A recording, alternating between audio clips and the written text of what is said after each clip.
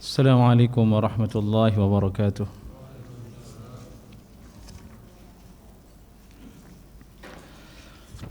إن الحمد لله نحمده ونستعينه ونستغفره ونعوذ بالله من شرور أنفسنا ومن سيئات أعمالنا. من يهده الله فلا مضل له ومن يضلله فلا هادي له. أشهد أن لا إله إلا الله وحده لا شريك له وأشهد أن محمدا عبده ورسوله لا نبي ولا رسول بعده أما بعد. أعوذ بالله من الشيطان الرجيم.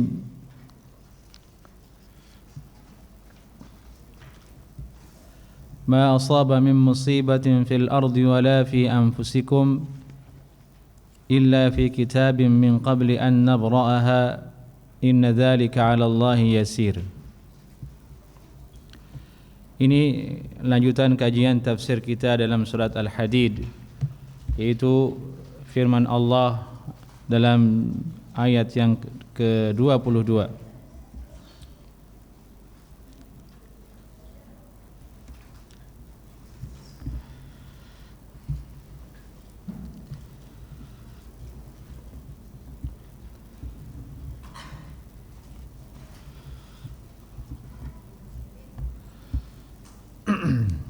Allah Ta'ala berfirman, Ma asaba min musibatin fil ardi, tidak ada suatu musibah yang terjadi di atas muka bumi ini, wala fi anfusikum, dan tidak juga pada diri kalian. Musibah yang di muka bumi seperti misalnya kekeringan, banjir, kemarau, tsunami, dan bencana-bencana lainnya. Wala fi anfusikum, dan tidak juga musibah yang menimpa pada jiwa kalian, seperti penyakit, kelaparan, kesedihan, dan perkara-perkara yang menyakitkan untuk manusia. Semua itu illa fi kitabin min qabli an nabra'aha, kecuali telah dituliskan di dalam kitab, yakni ummul kitab, sebelum nabra'aha, yakni sebelum Allah Subhanahu wa taala ciptakan. Yakni nabra artinya khalaqa. Dari itu Allah juga namanya Al-Bari, artinya Al-Khaliq. Kecuali Allah Subhanahu wa taala telah menciptakannya, menentukannya sebelum musibah-musibah tersebut terjadi.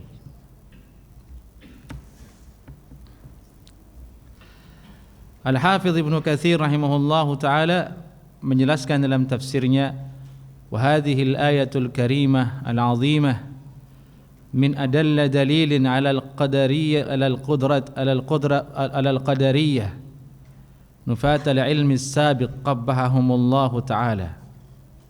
Ayat ini merupakan dalil yang paling menohok untuk membantah sekte Qadariyah yang menafikan ilmu Allah Subhanahu wa taala atas segala sesuatu sebelum dia terjadi. Ahlus Sunnah wal Jamaah memiliki keyakinan, menetapkan bahwasanya segala sesuatu sudah diketahui oleh Allah Subhanahu wa taala dan ditakdirkan oleh Allah Subhanahu wa taala sebelum dia terjadi. Adapun ahli bid'ah seperti Qadariyah, mereka meyakini Allah tidak mengetahui sesuatu itu akan terjadi. Allah tahu apabila telah terjadi. Berarti dia menuduh Allah sebagai Tuhan yang bodoh, Tuhan yang jahil. Dan itu dibantah oleh para ulama. Sejalan dengan ayat ini juga sabda Nabi sallallahu alaihi wasallam dalam Sahih Muslim, qaddarallahu al-maqadira qabla an yakhluqa as-samawati wal ard bi 50,000 sanah. Allah Subhanahu wa taala telah mentakdirkan semua takdir, semua kejadian sebelum Allah menciptakan langit-langit dan bumi, yaitu 50.000 sanah, 50.000 tahun sebelumnya. Yani 50.000 tahun sebelumnya Allah sudah menciptakan takdir. Hari ini tanggal sekian, pada tahun sekian akan terjadi tsunami, akan terjadi gempa, akan terjadi hujan, akan terjadi kelaparan, akan terjadi penyakit, akan terjadi musibah, akan terjadi kekeringan, krisis ekonomi. Semua musibah tersebut telah Allah tentukan sebelum terjadi. Jadi ayat yang kita bahas ini salah satu dalil menunjukkan tentang qudrah Allah Subhanahu wa taala, takdir Allah Subhanahu wa taala yang wajib kita imani, bahwa tidak ada musibah, tidak ada yang terjadi kecuali semua telah ditentukan oleh Allah Subhanahu wa taala. Ayat ini kaitannya dengan ayat sebelumnya, yaitu Allah taala menyebutkan di dalam ayat sebelumnya tentang hakikat kehidupan dunia. Kemudian perintah Allah agar manusia berlomba menuju kepada kebaikan, ampunan Allah Subhanahu wa taala. Maka tentu di dalam perjalanan perlombaan menuju kepada kebaikan dan ampunan Allah dan bagaimana hakikat dunia, Allah sebutkan bahwasanya di dalamnya pasti ada musibah. Pasti ada musibah. Dunia ini bukan hanya sekedar permainan, bukan hanya sekedar senang-senang, kegembiraan, tidak, tapi juga ada di dalamnya musibah. Agar kita waspada, agar kita bisa mempersiapkan diri apabila dia datang atas diri seseorang. Ini barangkali wallahu alam kaitannya ayat ini dengan ayat sebelumnya agar berimbang. Allah taala menyebutkan hakikat dunia yang menjadikan manusia lalai, juga di dalamnya ada musibah yang juga tidak boleh menjadikan manusia itulah lalai untuk taat kepada Allah Subhanahu wa taala. Artinya berarti kebaikan, keburukan yang terjadi di atas muka bumi ini agar kita waspada. Kedua-duanya adalah musibah, fitnah, ujian untuk manusia. Kemudian Allah taala berfirman, "Inna dzalika 'ala Allahi yasir." Inna dzalika 'ala Allahi yasir. Sesungguhnya hal yang demikian itu mudah atas Allah Subhanahu wa taala. Yani inna ilmahu ta'ala al-asya' qabla kauniha wa kitabatihi laha. Sesungguhnya mudah bagi Allah untuk mengetahui segala sesuatu sebelum terjadi dan sebelum menulisnya. Bukanlah perkara yang sulit. Hal yang mudah bagi Allah Subhanahu wa taala. Ini menunjukkan bahwasanya agar orang-orang musyrikun, agar manusia berbaik sangka kepada Allah Subhanahu wa taala dalam mensifati Allah Subhanahu wa taala. Nasihat, peringatan keras bagi manusia menuduh Allah dengan tuduhan yang tidak sesuai dengan sifat Allah Subhanahu wa taala. Allah Maha Kuasa, Allah Maha Mengetahui. Tidak seyogianya manusia membandingkan Allah dengan tidak semestinya manusia membandingkan Allah dengan makhluk, di mana makhluk tidak mampu mengetahui apa yang akan terjadi. Allah tidak demikian. Inna dzalika 'ala Allahi yasir.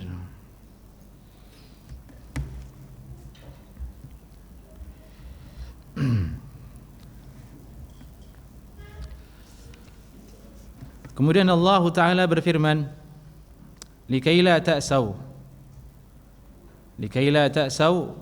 ala ma fatakum.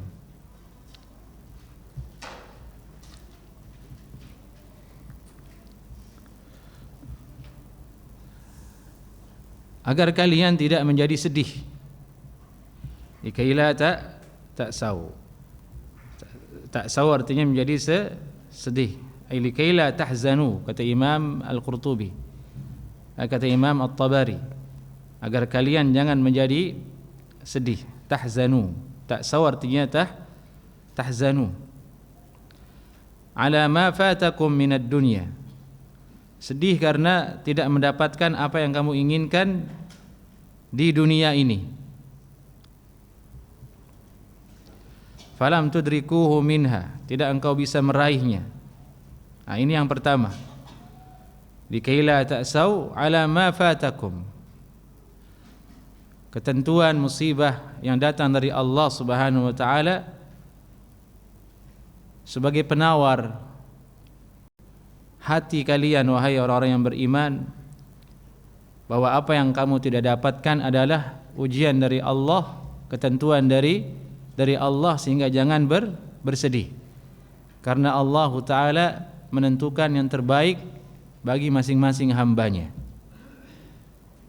Allah memberikan yang terbaik untuk masing-masing hambanya. Janganlah kalian bersedih dengan apa yang tidak kamu dapat meraihnya di atas muka bumi ini.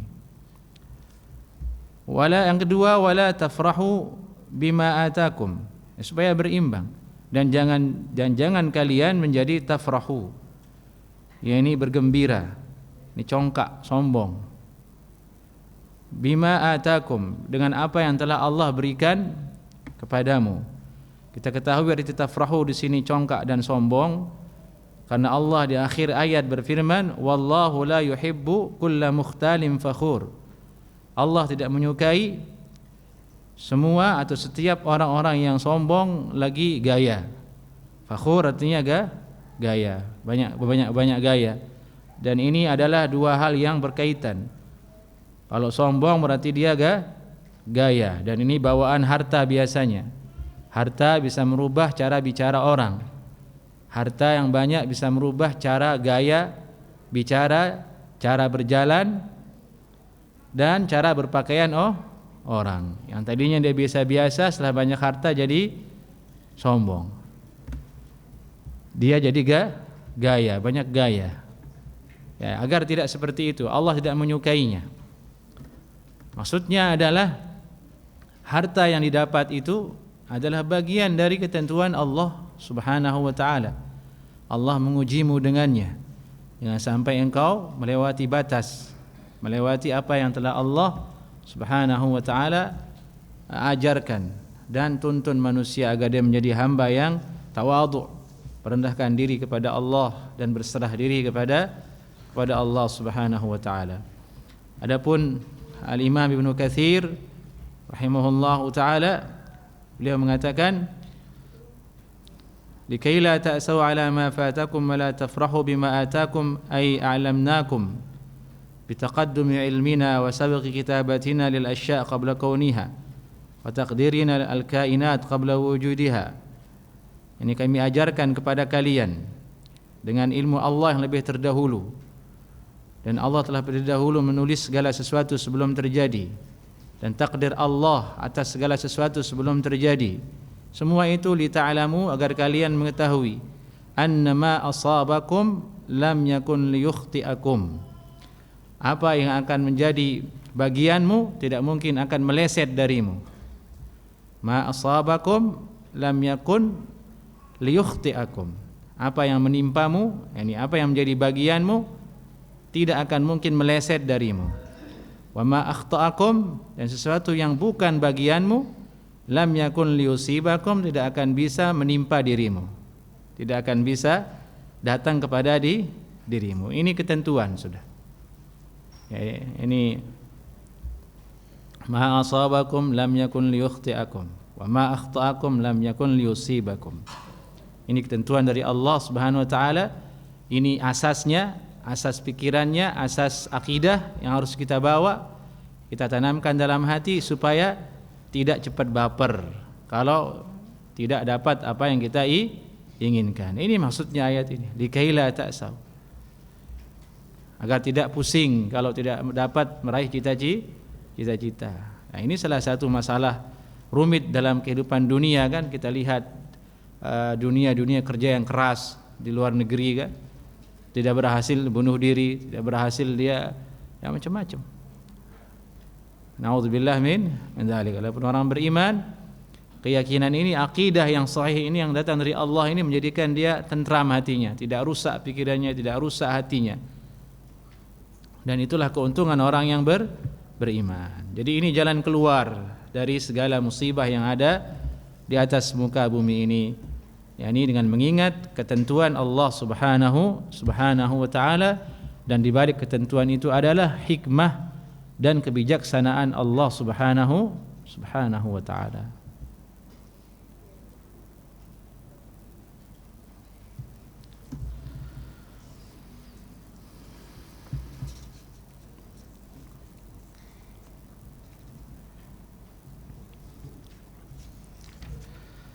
Kemudian Allah Ta'ala berfirman, "Walaqad arsalna Nuhan wa Ibrahim." Nah, ini Allah menceritakan kepada kita tentang nabi-nabi sebelum Nabi Muhammad sallallahu alaihi wasallam, bahwa di atas muka bumi ini ada orang-orang sebelum kita. Di atas muka bumi ini yang penuh dengan permainan ini, yang penuh dengan musibah ini, ada para nabi sebelum Nabi Muhammad sallallahu alaihi wasallam, bahwa orang-orang musyrikun, orang-orang munafikun yang pada ayat-ayat sebelumnya dalam surat Al-Hadid ini menentang Rasulullah sallallahu alaihi wasallam, menyakiti Rasulullah sallallahu alaihi wasallam, kemudian Nabi Muhammad sallallahu alaihi wasallam diingatkan bahwasanya ada nabi sebelum dirimu, yaitu menjadi penawar hati untuk Rasulullah sallallahu alaihi wasallam. Ada nabi sebelum dirimu yang juga mereka disakiti, ditentang dakwahnya oleh umatmu. Yang engkau hadapi juga akan sama. Dengan begitu terjadi hal positif dalam diri Nabi sallallahu alaihi wasallam, dan itulah keadaan psikologis manusia. Jika dia merasa sama-sama dalam satu keadaan, biasanya menjadi lebih kuat. Ini sama-sama satu keadaan, satu perasaan, satu luka. Kalau bersatu jadi kuat. Jadi saling menguatkan. Allah Ta'ala berfirman, "Walaqad arsalna Nuhan." Sungguh telah kami utus Nabi Nuh alaihi salam. Kalau bukan Allah Ta'ala yang sebutkan ada nabi bernama Nabi Nuh, kita tidak akan tahu. Tapi Allah sebutkan dalam Al-Quran, jadi kita tahu. Allah yang menceritakannya. Walaqad arsalna Nuhan wa Ibrahim, dan juga Nabi Ibrahim. Wa ja'alna fi dzurriyyatihima an-nubuwata wal kitab, dan kami jadikan pada keturunan mereka berdua, Nabi Nuh dan Nabi Ibrahim, an-nubuwah, yakni kenabian.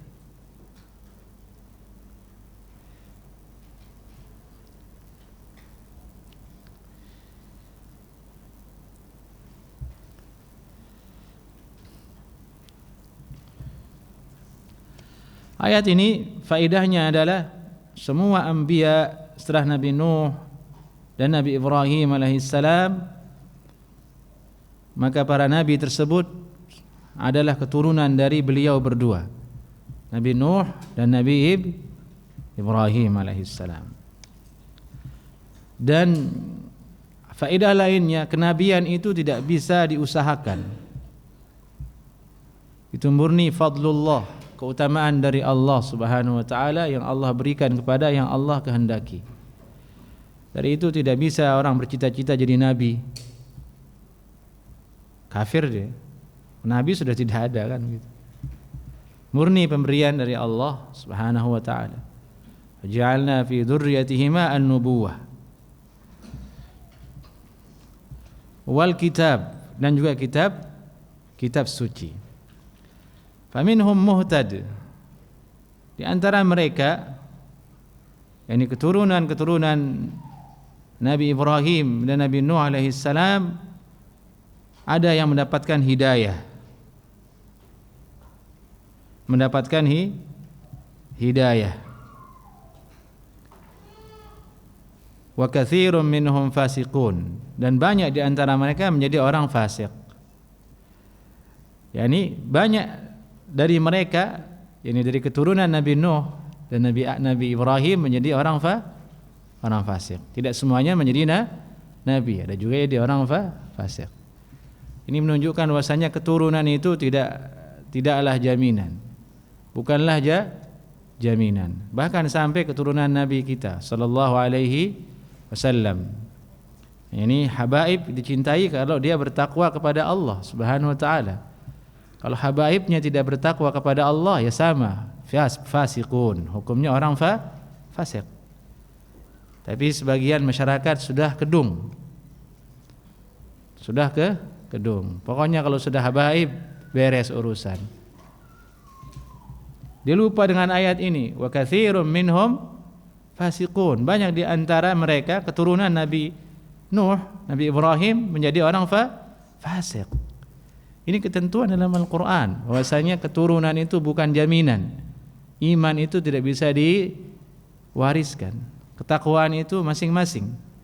Ini inna akramakum indallahi atqakum. Yang paling mulia di sisi Allah adalah orang yang paling bertakwa, bukan orang yang paling bagus nasabnya. Bukan.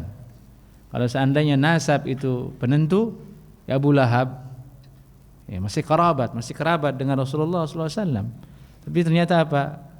Di neraka. Tabbat yada Abi Lahab. Seperti itu.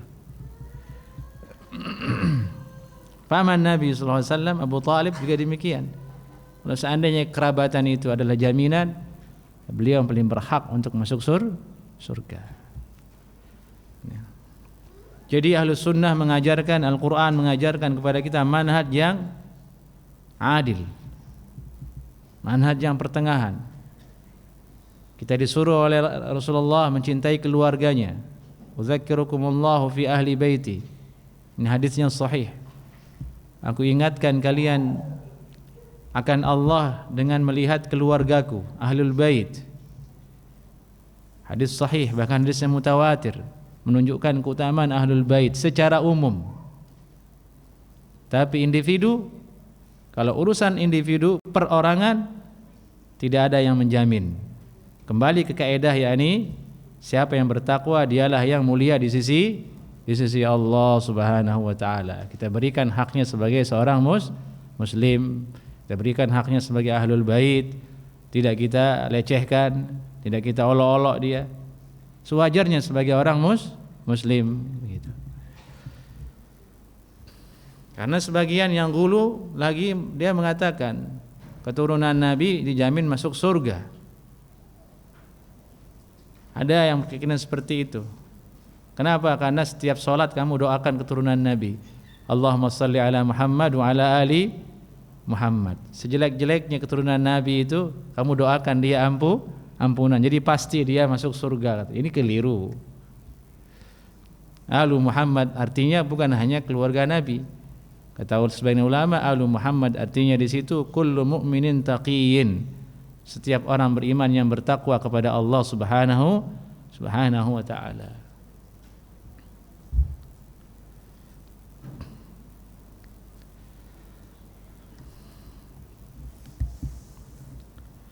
Ini faedah dari ayat ini. Faminhum muhtadin wa katsirum minhum fasiqun. Di antara mereka keturunan Nabi Nuh dan Nabi Adam itu mendapatkan hidayah. Tapi banyak di antara mereka menjadi fasik.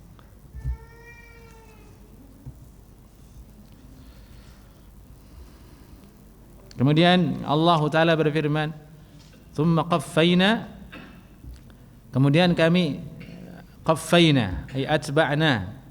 Ini kami susul. Ini Allah mengutus kembali, itu arti qaffayna.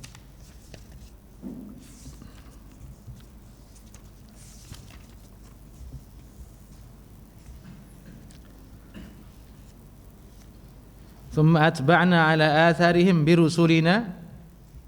Yani kami ikut sertakan, kemudian kami datangkan kembali ala atharihim, para nabi dan rasul yang berada di atas athar mereka. Bekas-bekas, athar apa artinya? Bekas-bekas jejak. Maksudnya ini manhaj mereka, manhaj nabi tersebut. birusulina, dengan rasul-rasul kami setelahnya.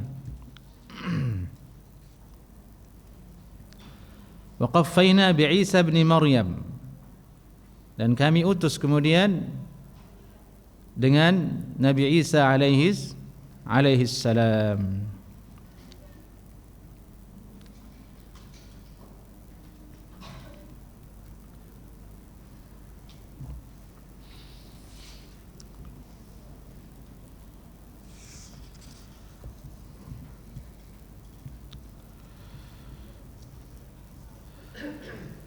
Disebutkan di sini terakhir Nabi Isa alaihi salam, wa qaffayna bi Isa bin Maryam wa atainahu al-Injil, sebagai isyarat bahwa nabi yang terakhir untuk Bani Israel, ini untuk Bani Israel adalah Nabi Isa alaihi salam, penutupnya dari Nabi Nuh, Nabi Ibrahim sampai Nabi Isa. Itu semua nabi yang ada di antaranya adalah nabi untuk Banu Israel.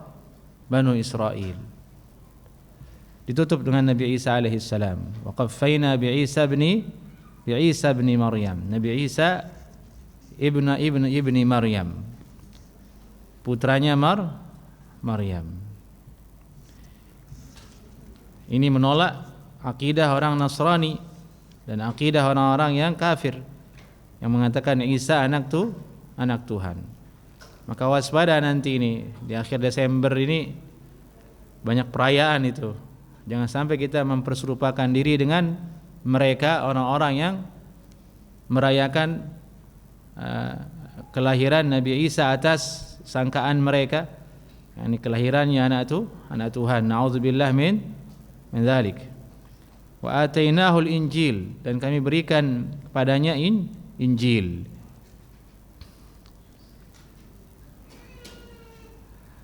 Selain itu Allah Subhanahu wa taala juga menyebutkan, wa ja'alna fi qulubil ladzina ittaba'uhu, dan kami telah jadikan di dalam hati orang-orang yang mengikuti mereka, mengikuti para nabi dan rasul tersebut, mengikuti Nabi Isa alaihi salam, ra'fatan. Ini wa ja'alna fi qulubil ladzina ittaba'uhu ra'fatan. Ini dulu pengikut Nabi Isa alaihi salam yang berada di atas kebenaran ketika berdakwah bersama Nabi Isa. Bukan yang sekarang. Yang sekarang bukan pengikut Nabi Isa. Yang sekarang itu umat Nabi Muhammad tapi tidak beriman kepada Nabi Muhammad sallallahu alaihi wasallam. Dengan lahirnya Nabi Muhammad tidak ada lagi kenabian, tidak ada lagi yang boleh mengikuti nabi sebelumnya. Semua menjadi umat Nabi Muhammad sallallahu alaihi wasallam, tapi di antara mereka ada yang kafir, ada yang beriman.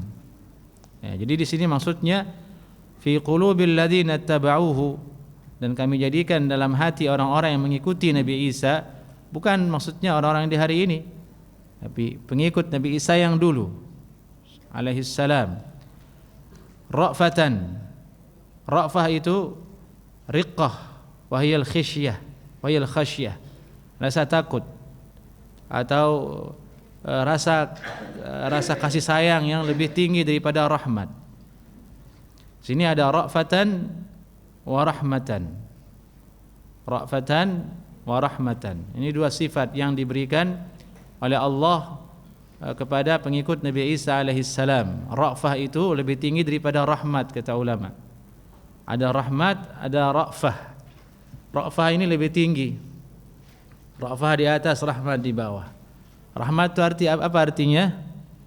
Mengasihi, kan? Iba, kasih. Ra'fah lebih dari itu. Ra'fatan wa rahmah. Lebih dari itu. Itu gambaran arti ra'fah. Wa rahbaniyatan ibtada'uha, dan rahbaniyah, yakni ajaran tidak menikah, ruhban, ajaran tidak menikah. Kata ulama tafsir, ruhban ini ibtada'uha. Dikatakan rohbaniyah karena mereka ingin ibadah kepada Allah, supaya sempurna ibadahnya dia tidak menikah. Dari itu ajaran ini masih ada sebagian di orang yang Kristen. Bau-baunya masih ada gitu ya. Katanya tidak menikah tapi di belakang layar wallahu a'lam. Kalau yang awal ini betulan disebutkan rohbaniyah. Mereka tidak menikah. Ibtada'uha, mereka mengada-adakannya.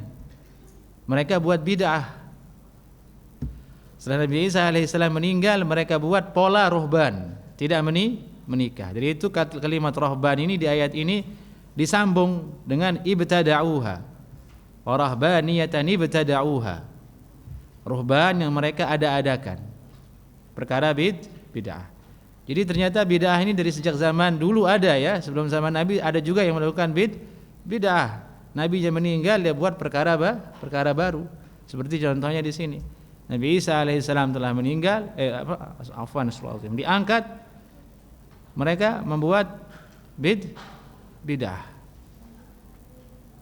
Bid'ahnya apa namanya? Rahban. Allah mengatakan ma katabnaha alaihim. Kami tidak pernah mewajibkan atas mereka seperti itu. Ini menjadi ruhban, tidak menikah. Ma syara'na lahum. Tidak pernah kami syariatkan seperti itu untuk mereka, tapi mereka saja yang mau beriltizam, yakni mengikat dirinya, mengharuskan dirinya seperti itu atas dasar kemauan mereka sendiri.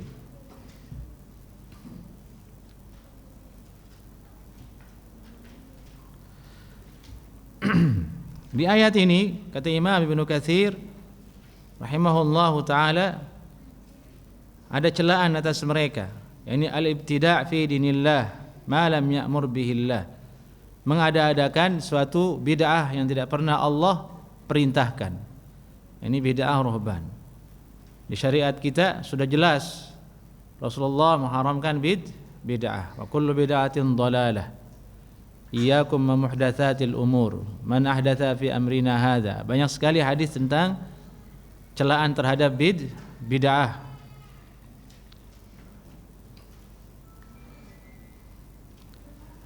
Kemudian Allah Ta'ala berfirman, ma katabnaha alaihim illa ibtigha'a ridwanillah.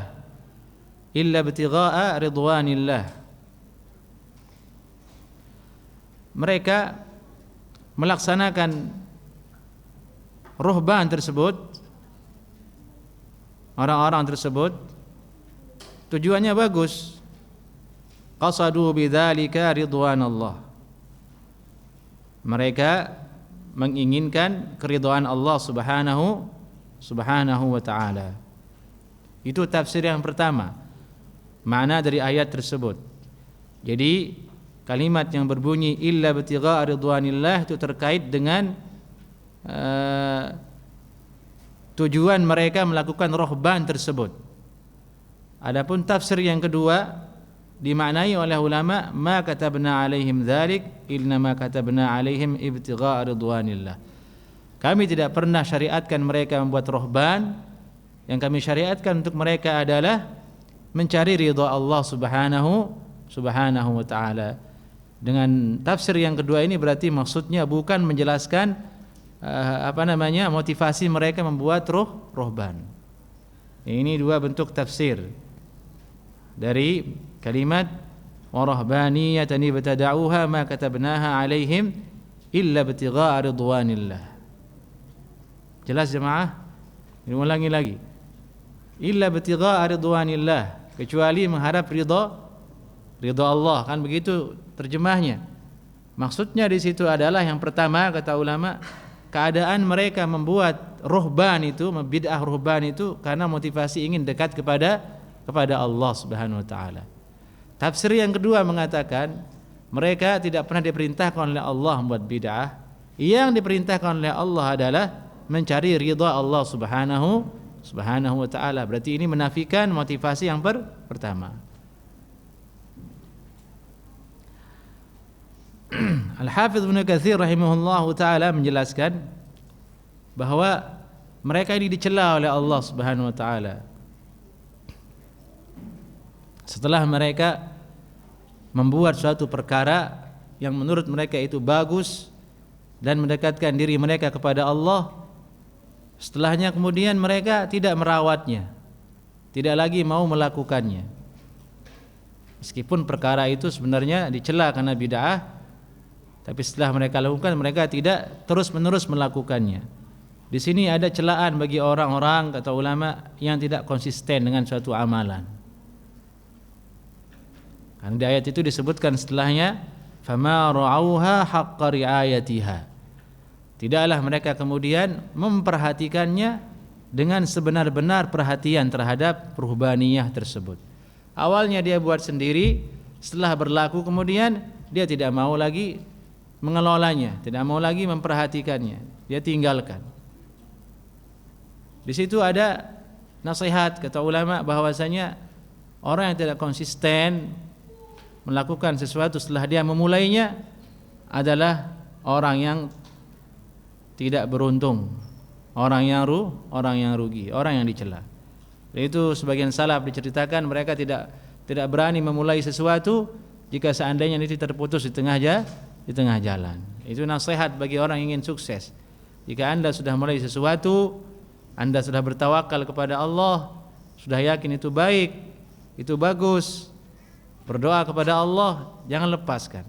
Tapi dirawat, riayah, diperhatikan, supaya tidak dicela oleh Allah Subhanahu wa taala.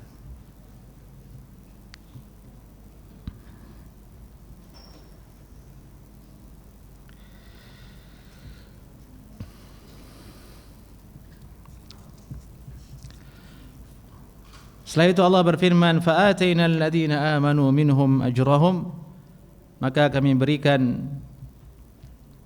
kepada orang-orang yang beriman di antara mereka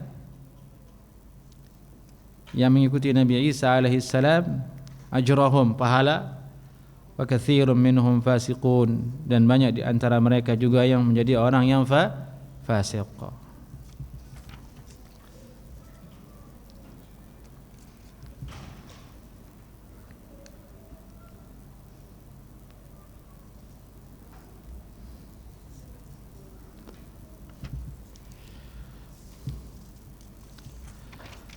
Allah Ta'ala kemudian berfirman, ya ayyuhalladzina amanu taqullaha wa aminu birasulihi yu'tikum kiflaini min rahmatihi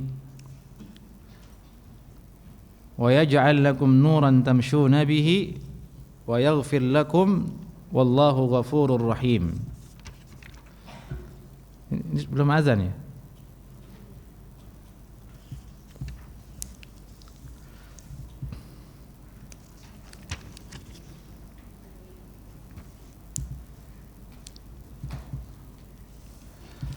Setelah Allah Subhanahu wa taala menyebutkan keadaan para nabi sebelumnya dan bagaimana keadaan pengikut Nabi Isa alaihi salam, Allah taala mengingatkan orang-orang yang beriman, pengikut Nabi Muhammad sallallahu alaihi wasallam, ya ayyuhalladzina amanu taqullaha, adapun kalian wahai orang-orang beriman, wahai orang-orang yang beriman, bertakwa kalian kepada Allah dan beriman kalian bi rasulihi, dengan rasulnya, itu Nabi Muhammad sallallahu alaihi wasallam. Aminu bi rasulihi yu'tikum kiflain, Allah akan berikan kalian 2 kali lipat pahala. Kiflain artinya du'fain, dua kali lipat pahala min rahmatihi, dari rahmat Allah Subhanahu wa taala. Wa yaj'al lakum nuran tamshuna bih, dan Allah Subhanahu wa taala akan memberikan kalian cahaya yang dengannya kalian akan berjalan. Tamshuna bih, mengiringi kalian di jalan yang gelap gulita, yakni di atas muka bumi ini. Yakni rahmat Allah adalah cahaya yang menunjuki kita dari dosa dan maksiat. Wa yaghfir lakum, dan Allah akan mengampuni kalian. Wallahu ghafurur rahim, Allah Maha mengampuni lagi Maha menyayangi.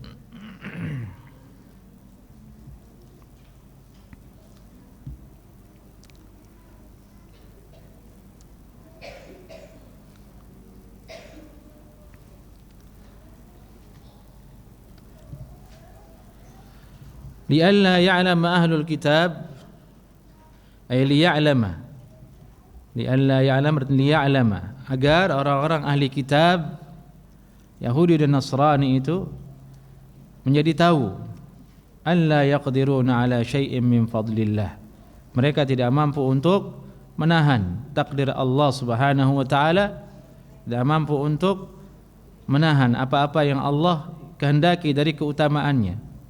Yang ini maksudnya di sini kaitannya dengan keadaan Allah memberikan pahala bagi orang beriman. Allah berikan pahala bagi orang beriman di ayat sebelumnya kiflaini, 2 kali lipat dari rahmat Allah. Ahli kitab dulu cemburu dengan itu. Nah, kenapa kok orang beriman diberikan 2, kami tidak? Jadi itu Allah sebutkan li alla ya'lama ahlul kitab alla yaqdiruna ala syai'in min fadlillah. Dan di sini ada hadis nanti yang menerangkan hal itu. Kita lanjutkan setelah azan. Baik. Kita lanjutkan kembali. Sebagian ulama tafsir menukil bahwasanya yang dimaksud dengan orang yang beriman di ayat ini adalah orang-orang beriman dari ahli kitab. Ya ayyuhalladzina amanu, wahai orang beriman dari ahli kitab. Jadi di awal saya mengatakan orang beriman dari umat Nabi Muhammad sallallahu alaihi wasallam. Tafsir kedua mengatakan ya ayyuhalladzina amanu taqullah, wahai orang yang beriman di sini maksudnya adalah orang-orang ahli kitab yang dulu beriman kepada nabi mereka. Takutlah kalian kepada Allah, wa aminu bi rasulihi, dan beriman kalian kepada Nabi Muhammad sallallahu alaihi wasallam. Artinya kamu beriman kepada nabimu, sekarang beriman juga kepada Nabi Muhammad sallallahu alaihi wasallam. Nah, itu maksudnya. Dengan begitu yu'tikum kiflaini, Allah berikan kalian 2 pahala, beriman kepada Nabi Muhammad, beriman kepada nabi sebelum Nabi Muhammad sallallahu alaihi wasallam. Menguatkan hal ini juga ada riwayat dalam hadis Sahih Bukhari dan Muslim, thalathatun yu'tuna ujurahum marratain, ada 3 kelompok manusia yang diberikan pahala 2 kali. Rajulun min ahlil kitab amana bi nabiyhi wa amana bi falahu ajrani, laki-laki dari ahli kitab, dia beriman kepada nabinya dan beriman kepada Nabi Muhammad sallallahu alaihi wasallam, maka baginya 2 pahala. Wa 'abdun mamluk adda haqqallah wa haqqa mawalih falahu ajrani, dan budak yang dimiliki, budak sahaya, dia tunaikan hak Allah Subhanahu wa taala, taat dia kepada Allah, dan dia tunaikan hak tuannya yang memiliki dirinya, maka bagi dia 2 pahala. Dan rajulun addaba amatah, ada laki-laki dia mendidik amatah, budak perempuannya, fa ahsana ta'dibaha, dengan didikan yang sangat baik. Kemudian dia merdekakan budak perempuannya, setelah merdeka budak itu dia nikahi sebagai istrinya. 2 pahala. Pahala dia merdekakan dan pahala dia menikahinya kembali. Ini yang maksud dengan dibina dan dibini gitu. Dibina dulu baru dibini gitu. Dapatnya 2 pahala. Ini hadis Sahih Bukhari dan Muslim. Baik. Adapun lanjutan yang tadi, li alla ya'lama ahlul kitab alla yaqdiruna ala syai'in min fadlillah, agar orang-orang ahli kitab itu menjadi sadar, tahu tidak ada yang mampu menahan atas segala sesuatu dari karunia Allah Subhanahu wa taala. Tergantung Allah maunya seperti apa. Kemudian disebutkan terkait ayat ini ada yang mengatakan, ini Ibnu Katsir, bahwasanya ahli kitab itu cemburu dengan umat Nabi Muhammad sallallahu alaihi wasallam karena diberikan 2 kali pahala. Kemudian ada riwayat didatangkan oleh Ibnu Katsir dalam yang berasal dari Imam Ahmad dalam musnadnya, perumpamaan kalian seperti dengan orang Yahudi dan Nasrani seperti perumpamaan laki-laki yang menyewa orang untuk bekerja. May ya'mal li min salati subhi ila nisfin nahar ala qirat. Siapa yang mau bekerja untuk saya mulai dari salat subuh sampai ke pertengahan siang, saya upah dia qirat. Kemudian fa'amilatil yahud, orang Yahudi mengerjakannya dari subuh sampai nisfun nahar, pertengahan siang. Tsumma qala, kemudian dia berkata lagi, orang yang diumpamakan menyewa orang lain untuk bekerja, man ya'mal li min salati adh-dhuhri ila salati al-'asri ala qirat. Siapa yang mau bekerja untuk saya dari salat zuhur, ini nyambung nih tadi kan, dari salat zuhur sampai salat asar, upahnya ada satu qirat. Fa'amilatin nasara, orang Nasara melakukannya. Berarti ini panjang enggak waktunya itu? Subuh sampai pertengahan, dari zuhur panjang, zuhur sampai asar juga panjang. Tsumma qala, kemudian orang itu berkata lagi, may ya'mal li min salatil 'asr ila ghurubisy syams ala qiratain. Siapa yang bekerja untukku mulai dari setelah asar sampai matahari tenggelam, pahala dia, bagi dia upah qiratain, 2 qirat. Kalau yang tadi sebelumnya 1 qirat, 1 qirat. Ala fa antumul ladzina amiltum, yang melakukannya itu adalah kalian, orang yang beriman kepada Nabi Muhammad sallallahu alaihi wasallam. Ini perumpamaan keadaan umat Nabi Muhammad dengan umat yang dulu, Yahudi dan Nasrani yang sudah berlalu. Waktunya panjang diberikan oleh Allah Subhanahu wa taala masanya. Kita sedikit di akhir dunia. Dari asar sampai maghrib itu adalah perumpamaan usia dunia. Yang mengambilnya siapa? Umat Nabi Muhammad sallallahu alaihi wasallam. Waktunya pendek, tapi pahalanya banyak. Qiratain. Hadisnya mengatakan kemudian faghadiban nasara wal yahud. Nasara dan Yahud marah, tidak terima. Mereka berkata, nahnu aktsaru amalan wa aqallu ata'an. Kami ini lebih banyak amalannya, lebih banyak masa tenggang waktu beramalnya, dan sedikit diberikan upah, hanya 1 qirat saja. Sementara dia orang beriman, waktunya singkat dari asar sampai maghrib, diberikan 2 qirat. Ini salah satu keutamaan yang diberikan Allah kepada umat Nabi Muhammad sallallahu alaihi wasallam, yang kaitannya hadis ini dengan firman Allah yang tadi, alla yaqdiruna ala syai'in min fadlillah, agar orang ahli kitab itu mengetahui tidak ada yang bisa membatasi atas sesuatu dari karunia Allah Subhanahu wa taala. Wa annal fadla biyadillah, sungguhnya keutamaan itu di tangan Allah. Yu'tihi may yasha, Allah berikan kepada siapa yang Allah kehendaki. Wallahu dzul fadlil azim, dan Allah dzul fadlil azim, pemilik keutamaan yang sangat agung. Ini akhir surat dari Al-Hadid. Selesai kita mentadabburinya, membaca sebagian dari tafsirnya. Semoga Allah Subhanahu wa taala memberkati apa yang telah kita kaji di sini. Dan mudah-mudahan yang hadir kira-kira sudah lancar membaca surat Al-Hadid. Syukur-syukur sudah ada yang menghafalnya. Alhamdulillah.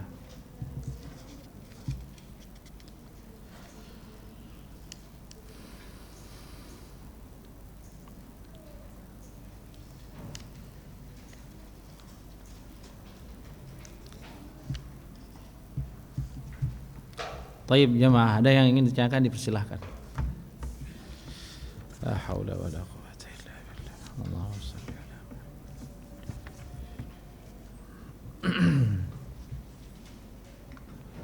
Naam.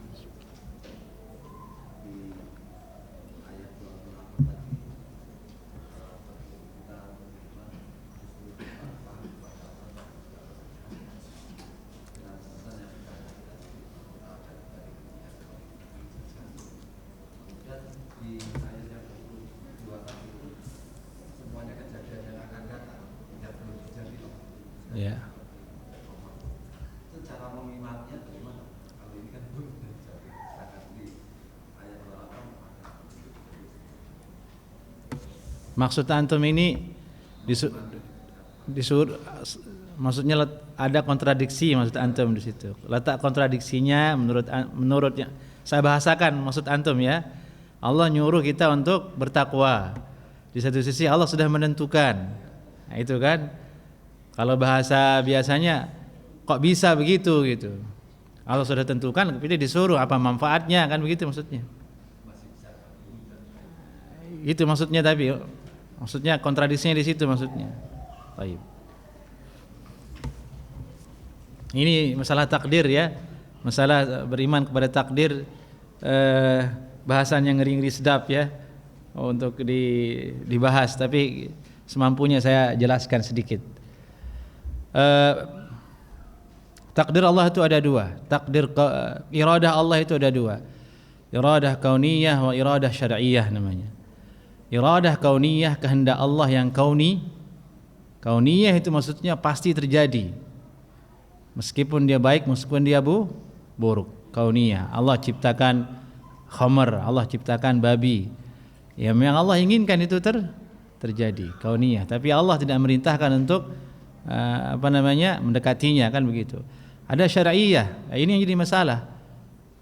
Kauniyah syar'iyah, iradah kauniyah syar'iyah, kehendak Allah yang dia merupakan terhubung dengan syariat, seperti untuk bertakwa kepada Allah Subhanahu wa taala. Itu bisa terjadi, bisa tidak. Itulah letak tuntutan yang harus dijalankan oleh manusia. Itu saja jawabannya. Lebih dari itu, kenapa seperti itu? Allah yang tentukan, tapi Allah juga yang nyuruh. Itu pertanyaan harus dibuang. Harus dibuang. Pertanyaan menyesatkan yang bisa menjadikan orang bisa jadi murtad kalau tidak menemukan jawaban, atau ada jawabannya tapi tidak puas karena menurutnya masih di akalnya masih begini-begini gitu ya. Itu bahaya. Seperti pernah kita jelaskan di sini dulu, ada jamaah yang nanya, katanya temannya itu murtad, kayak murtad begitu gara-gara seperti itu. Kenapa Allah ciptakan iblis begitu kan? Kenapa Allah turunkan ke dunia? Biarkan aja di surga semuanya, kan begitu. Itu tidak boleh kita ke situ membicarakannya, ada batasannya, stop. Tapi di situ ya Allah sudah tentukan semuanya. Ada kebaikan, ada keburukan, tapi Allah menyuruh kita yang baik. Karena iradah syar'iyah itulah yang menjadi tugas utama manusia di dunia, seperti itu. Naam. Allahu a'lam.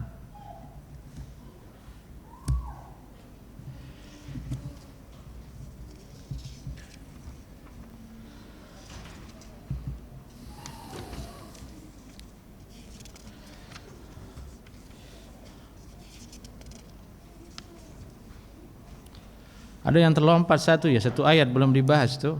Saya lupa tadi. Walaqad arsalna rusulana bil bayyinati wa anzalna ma'ahumul kitaba wal mizan. Tadi tidak ada yang negur tadi. Padahal lihat mushaf antum. Ayat 25 ya. Iya itu. Itu padahal itu penting banget itu tadi itu. Saya lupa, subhanallah. Walaqad arsalna rusulana bil bayyinat, dan telah kami utus rasul-rasul kami dengan bayyinat, dengan mukjizat dan hujjah-hujjah. Wa anzalna ma'ahumul kitab, dan kami turunkan bersama mereka kitab, yakni sebagai penguat.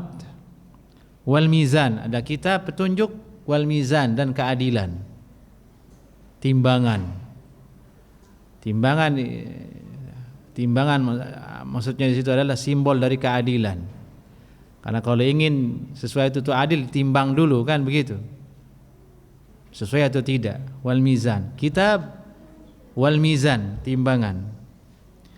Tidak cukup hanya dengan itu saja supaya lurus hidupnya manusia. Tidak cukup dengan kitab, tidak cukup dengan mizan. Apa yang Allah turunkan? Kalau mizan, liyaquman nasu bil qist, agar manusia berbuat adil di antara mereka. Ini keadilan, tugas para nabi. Wa anzalnal hadid, dan kami turunkan hadid, besi. Dari itulah kemudian surat ini dinamakan surat Al-Hadid. Hadid itu besi maksudnya, tapi ada ulama tafsir mengatakan simbol bahwasanya jika keadilan sudah ditegakkan, kitab sudah ditegakkan, masih menyimpang juga, di situ butuh kekerasan, senjata. Nah, itu maksudnya. Dari itu Nabi SAW ketika berada di Mekah berdakwah dengan Alkitab, berdakwah dengan adil. Kemudian dakwah tersebut ditolak oleh mereka. tidak bisa diterima. Bagaimana caranya supaya tegak agama ini? Jihad fisabilillah, yang dia adalah syiddah, yaitu dengan besi. Ya, ini keseimbangan yang Allah sebutkan dalam Al-Quran. Alkitab, keadilan, besi. Ini pola mendidik. Anak antum misalnya udah dijelaskan, udah dengan cara adil, antum beri dia hak. Ngeyel masih juga ngeyel, tidak mau dengar juga, masih membangkang, ya keras sedikit di situ, hadid besi, supaya dia lurus, supaya tegak urusan itu. Dari itu dalam mendidik, dalam pendidikan harus ada sisi tegas, sisi yang tegas, yang keras. Tapi letaknya di mana? Terakhir. Alkitab wal mizan, terus apa? Al-hadid. Wa anzalna al-hadida fihi ba'sun syadid. Di besi itu ada sesuatu yang keras. Wa manafi' linnas, ada manfaatnya untuk manusia juga. Secara zahir besi sudah diketahui maknanya kan, ngecor dan semuanya kan pakai besi. Tapi makna di balik itu manafi' linnas. Kalau tidak ada hal yang keras mengatur manusia, ya kayak kita ini di Indonesia itu sembarangan nyerobos jalanan, lampu merah, buang sampah di sembarangan. Sudah ditaruhin doa di tempat buang sampah itu, semoga kamu kena kanker, tetap aja dibuang sampah di situ. Enggak cukup dengan bayinat Alkitabah, tulisan itu tidak cukup yang seperti itu. Harus ada yang bawa besi di situ, baru lurus. Keseimbangan, itulah keseimbangan. Manafi' linnas, kalau tidak terjadi muradul. Pesantren kan begitu juga, sekolah. Kalau tidak ada hukuman, ya bagaimana melurus santrinya? Ya semuanya tidur ya kerjaannya, santai, berarti enggak ditegakkan keadilan. Nah, ini maksud makna dibalik simbol-simbol isyarat-isyarat yang ada di kalimat-kalimat ini. Mizan, al-hadid, wal ya'lamallahu man yansuruhu wa rusulah bil ghaib. Dengan demikian Allah mengetahui mana yang menolong agama Allah dan Rasulnya. Ini dengan menegakkan keadilan, dengan menegakkan Alkitab dan menegakkan jihad fisabilillah. Innallaha qawiyyun aziz, sungguhnya Allah Maha Qawi, Maha kuat dan Maha tidak terkalahkan. Aziz artinya tidak terkalahkan. Nah, ini maksud dari ayat Al-Hadid 25, ayat yang sangat berharga untuk kita ingat sebagai seorang bapak, untuk mendidik diri kita, juga mendidik keturunan kita dan anak kita. Harus ada bayinat, keterangan, harus ada keadilan, baru kemudian tegakkan dengan besi al-hadid. Baik. Naktafi bihada. Sampai di sini. Assalamualaikum warahmatullahi wabarakatuh.